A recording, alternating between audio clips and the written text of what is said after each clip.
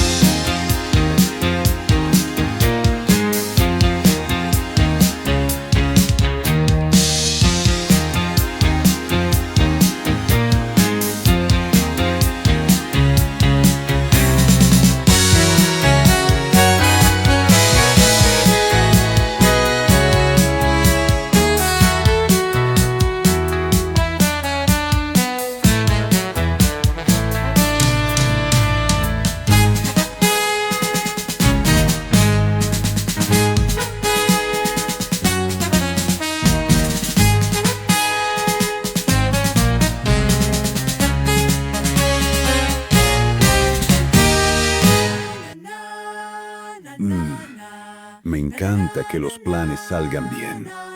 En un tiempo en que las balas nunca daban en el blanco y las explosiones eran tan inofensivas como los gags de humor que se lanzaban entre ellos, nacía una fórmula televisiva de estilo Comanche.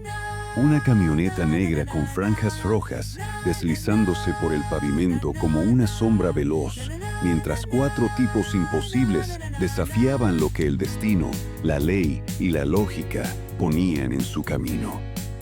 Porque si alguien tenía un problema y nadie más podía ayudarlo, sabías que solo había una última opción.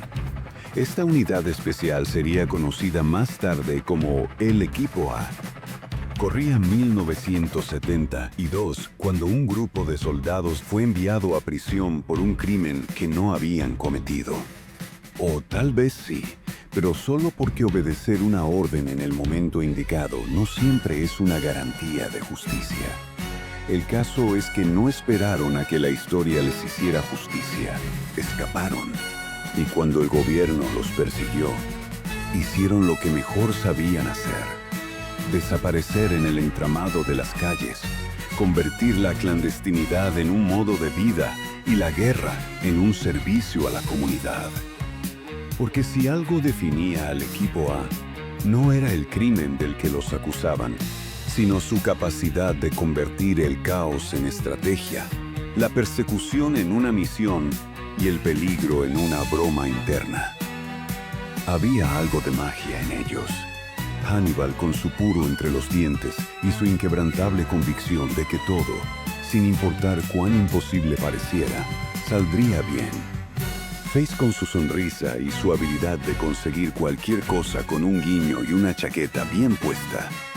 Murdoch, un piloto que parecía bailar entre la locura y la genialidad, hablando con perros invisibles y aviones que solo él podía controlar. Y Baracus, con su fobia a volar y su corazón de gigante escondido bajo una tonelada de cadenas de oro y gruñidos amenazantes. Eran los últimos de su especie, una banda de forajidos modernos que no buscaban redención, sino hacer lo correcto a su manera. No aceptaban trabajos fáciles ni clientes sin convicción. Sabían que lo que hacían no era sencillo, ni seguro, ni barato. Pero en un mundo donde la justicia era esquiva, ellos eran la excepción que confirmaba la regla. El equipo A nació en una era donde los héroes no eran perfectos, pero sí inolvidables. Fue el resultado de una chispa creativa que reunió lo mejor de las películas de acción y las historias de antihéroes. La televisión necesitaba algo que rompiera moldes, que tomara la camaradería de Los 12 del Patíbulo, el espíritu de Los 7 Magníficos y el ingenio de Misión Imposible, y lo convirtiera en algo nuevo. Y lo lograron, porque el equipo A no solo se veía en la pantalla, se vivía. Era ese momento de la tarde en que la acción se mezclaba con la risa, donde los planes eran tan absurdos como brillantes, y donde, pase lo que pase, todo encajaba al final. 1983 fue el año de Mr. T. Y si estuviste vivo en ese entonces, lo sabes. No era un simple actor ni un luchador ocasional, era una institución cultural. No había manera de escapar de él, ni querías hacerlo. Estaba en la tele, en el cine, en los cómics, en los juguetes, en los almuerzos escolares y probablemente en tus sueños. Era la definición de carisma con cadenas de oro. Su historia de ascenso no era convencional. En 1980, una competencia llamada America's Toughest Bouncer lo puso en el radar. Porque, claro, en los 80 los porteros de discoteca no solo negaban la entrada, derribaban puertas y practicaban boxeo en prime time. Y allí estaba él, con su físico imponente y una presencia imposible de ignorar. Sylvester Stallone lo vio y decidió que necesitaba a ese hombre en su película. Así, Mr. T terminó en Rocky III, soltando frases como I pity the fool y redefiniendo lo que significaba ser un villano con estilo. Pero no se detuvo ahí. Hollywood se dio cuenta de que el público no quería solo un Mr. T, lo quería en todas partes. Y así fue. Se subió al equipo A y de repente teníamos al dorado Baracus, un mecánico con miedo a volar y la capacidad de hacer que cualquier objeto aparentemente inútil se convirtiera en una máquina indestructible. La tele lo amó, los niños lo amaron, las mamás lo amaron. Como si eso fuera poco, apareció en Different Strokes, en Alvin y las Ardillas, y en DC Cab de Joel Schumacher hasta en Los Crispies. Pero el golpe maestro llegó con su propia serie animada, Mr. T. Porque si algo era obvio, era que este hombre no solo podía actuar y luchar, también podía entrenar a un equipo de gimnasia y resolver misterios. O al menos en los 80 eso tenía sentido y funcionó. Detrás de la imagen ruda había un tipo con un corazón de oro y probablemente cadenas de oro a juego. Cada aparición era una lección. Come bien, haz ejercicio, respeta a tu madre. Porque podías dudar de muchas cosas en la vida, pero no de la autoridad moral de Mr. T. Los niños lo adoraban. Los adultos lo veían con fascinación. Y, en retrospectiva, no podíamos haber tenido los 80 sin él. Era el tipo de personaje que solo podía existir en esa década. Un ícono construido a base de actitud, frases inolvidables y una presencia imposible de imitar. Y si alguien lo duda, que se lo piense 2 veces, porque Mr. T no perdona a los tontos. Era una época en la que las noches olían a televisores encendidos, a sillas arrastradas frente a la pantalla y a la ansiedad de no perderse ni un segundo de la acción. Era la era de El Equipo A. Si vivías en España, lo encontrabas a la hora del desayuno o de la comida. no era solo una serie, era una institución. John Hannibal Smith podía haber tenido el rostro de James Coburn, pero terminó siendo George Peppard, un tipo con una filmografía que iba de la elegancia de Desayuno en Tiffany's a la acción ochentera en su máxima expresión. Su carisma era innegable, pero también lo era su temperamento en el set. Y si de problemas se trata, el casting de Face fue un juego de tenis entre productores y ejecutivos de NBC. Querían a alguien joven, pero no demasiado. Seductor, pero creíble. Al final, Dirk Benedict se quedó con el papel, aunque su competencia, Tim Dunnigan, seguramente sigue preguntándose cómo pasó de ser demasiado joven a demasiado mayor en cuestión de semanas. Luego estaba Dwight Schultz, quien se metió tanto en el caos de Murdoch que los guionistas no pudieron resistirse a hacerlo parte del equipo permanente. Y claro, Mr. T.